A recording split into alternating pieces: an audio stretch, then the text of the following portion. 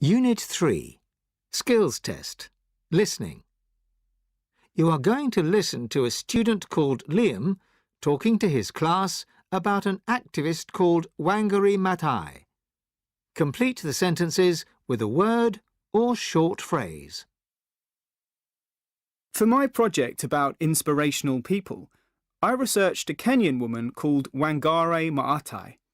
I didn't know anything about her until I came across her on the internet, but as I read more about her, I realised what an amazing person she was. She started up an important environmental movement which has improved the lives of thousands of people. To give you some background information, Wangari was born in a part of Kenya called Nyeri. At the age of 3, she moved to an area called the Rift Valley, where her father had got a job on a farm. In an interview, Wangari explained how she had good memories of her time living there. She said that the area was really green and there were lots of roaring rivers with clean, fresh water.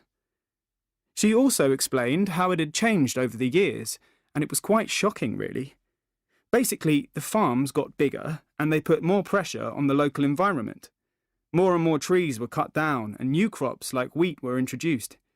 This had a huge impact because the lack of trees meant that the land became very dry. The water couldn't move around properly, and the streams and rivers dried up. Of course, this happened over many years. In that time, Wangari grew up and eventually went to study for a biology degree in the USA. She was one of a few hundred students from that part of Africa chosen to participate in a special study program. While she was there, a project to get rid of environmental pollution in the city caught her attention. However, she returned to Kenya, where she continued her studies at the University of Nairobi. In 1971, she became the first East African woman to be awarded a PhD. That's the highest university degree you can get, and pretty impressive if you ask me.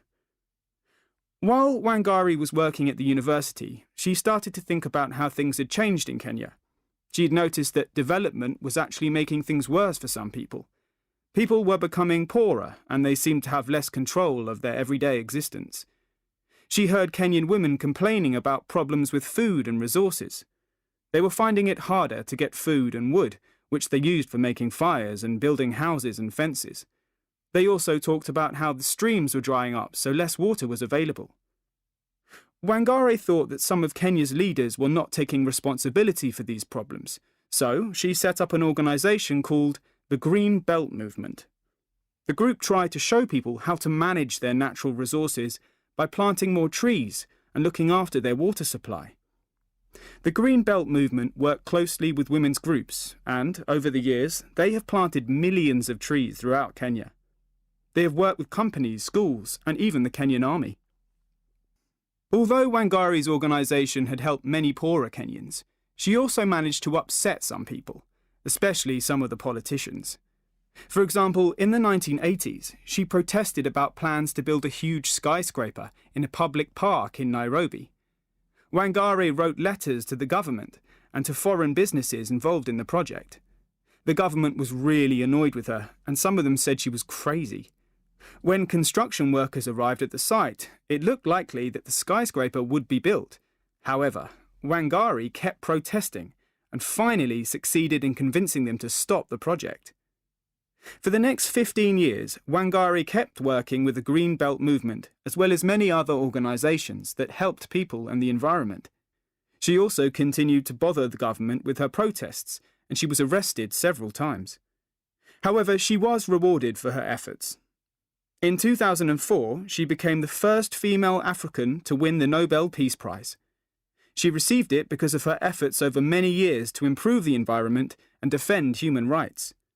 In her speech when she got the award, Wangari said that she wanted to inspire people to take responsibility for the environment and also for their own lives.